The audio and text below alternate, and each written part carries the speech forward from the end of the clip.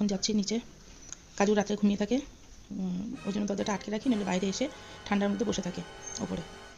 তো ওর ঘুম থেকে উঠলে প্রথম যাকে দেখবে তাকে দেখে কিছু একটা মুখে করে নিয়ে এসে জামাল কুদু ডান্সটা করবে। তো এটা হচ্ছে কি ওর অভ্যেস।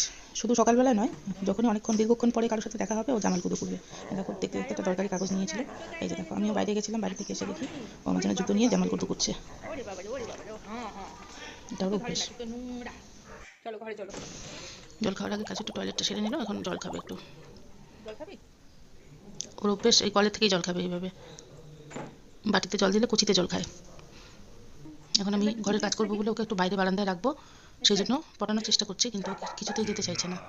তো পাশের বাড়ির বিড়ালটা আছে টুনটুনি নাম, তো ওকে দেখলে খুব রেগে যায়। তো বললাম যে টুনটুনি আছে এখানে, বারান্দায় চল, কিন্তু ও বুঝে গেছে যে আমি ওকে বারান্দায় আটকাতে চাইছি, কিছুতেই আসবে না, দূর থেকে দাঁড়িয়ে চিৎকার করে যাচ্ছে।